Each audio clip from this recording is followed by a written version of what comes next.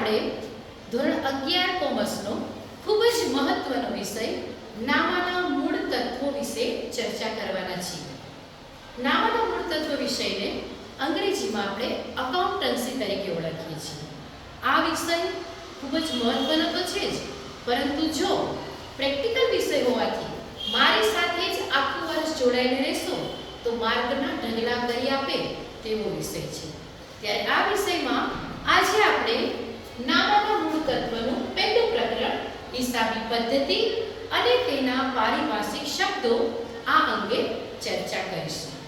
તો આગળ વધીએ તો પહેલા આવશે પ્રસ્તાવના. પ્રસ્તાવનાની અંદર આપણે જોઈએ કે હિસાબી પદ્ધતિ. ત્યારે હિસાબી પદ્ધતિ એ જ નામાના મૂળ તત્વનો પર્યાયવાચી શબ્દ છે. બંનેનો અર્થ એક જ થાય છે. નામાની શરૂઆત તો આગળ આદિમાનવના સમયની વાત કરીએ તો તમે લગભગ 5મા 6ઠાની અંદર આદિમાનવ વિશે ભણી ગયા છો કે તે પોતાની જાતે જ વસ્તુ ઉગાડતો અને એ જ વસ્તુને ખાતો અને પોતાનું જીવન ગુજરાન ચલાવતો હતો. ધીમે ધીમે માણસોની જરૂરિયાતો વધતી ગઈ અને સાથે સાથે તેમને બીજી વસ્તુની જરૂર પડવા લાગી અને ત્યારે તે બીજી વ્યક્તિ પર અવલંબ્યો.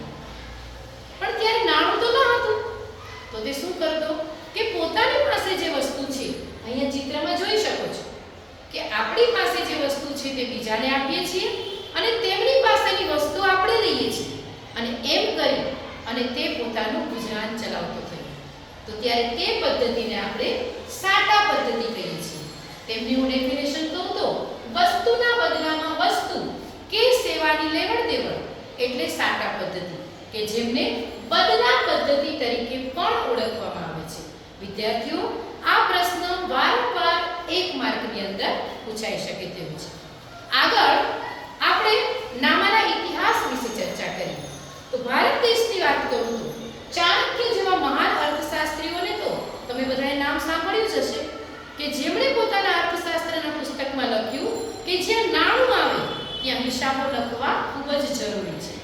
તો ભારત દેશની અંદર ચાણક્યએ નામાની વાત કરેલી, પરંતુ આપણે જે દ્વિનોંધી નામા પદ્ધતિ ભણવાનો છે તેમની શરૂઆત ઇટાલીના મહાન ગણિતશાસ્ત્રી શ્રી લ્યુકા પેસિઓલી દ્વારા કરવામાં આવેલી છે.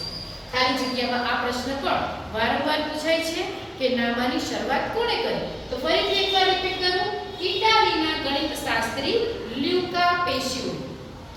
હવે આપણે આગળ વધીએ તો જ્યાં નાણું ત્યાં નામું, એટલે કે જ્યારે પૈસાની વાત આવે ત્યાં નામું લખવું ફરજિયાત બને છે.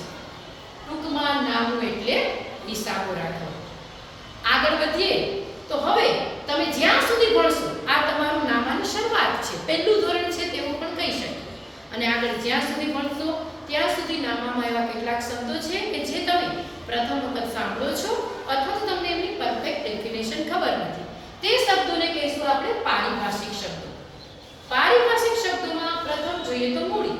મૂડી શબ્દ બધાએ સાંભળ્યો હશે, પણ નામાની દ્રષ્ટિએ મૂડી એટલે શું? તો કે જ્યારે કોઈ વ્યક્તિને ધંધો શરૂ કરવાની ઈચ્છા થાય ત્યારે તે ધંધો શરૂ કરવા માટે જે રોકડ રકમ લાવશે તેને તો મૂડી કહેવાશે, પણ રોકડ સિવાય બીજી કોઈ પણ વસ્તુ એ ઘરેથી લાવશે કે કોઈ પણ મિલકત ઘરેથી લાવશે તો તેને પણ મૂડી જ કહેવાશે. એટલે એની આપણે ડેફિનેશન લઈએ કે ધંધાનો માલિક ધંધો શરૂ કરવા માટે જે કંઈ પણ રોકડ રકમ કે મિલકત ઘરેથી લાવે તો તેને મૂડી કહેવાય. એટલે કે જે ફર્નિચર લાવે તે ફર્નિચર પણ મૂડી જ બને છે. નેક્સ્ટ પારિભાષિક શબ્દ ઉપાડ. ઉપાડ એટલે કે ધંધાનો માલિક પોતાના અંગત ઉપયોગ માટે, જો બીજી કોઈ વ્યક્તિ માટે હશે તો નહીં, માત્ર પોતાના અંગત ઉપયોગ માટે ધંધામાંથી કોઈ પણ માલ કે રોકડ રકમ પોતાના ઘરે લઈ જાય તો તે માલિકે ઉપાડ કર્યો કહેવાય. એટલે કે જો સાડીનો ધંધો છે અને માલિક પોતાના ઘર માટે 2000 રૂપિયાની સાડી લઈ જાય તો તેને ઉપાડ કહેવાશે. જો એને તેના પુત્રની ટ્યુશનની ફી ભરવી છે અને ધંધામાંથી 1000 રૂપિયા ફી ભરશે તો તેને ઉપાડ કર્યો કહેવાય. તો આજે આપણે અહીંયા સુધી સમજશું, ત્યાર પછીના વિડીયોમાં નેક્સ્ટ આગળ વધશું. Thank you.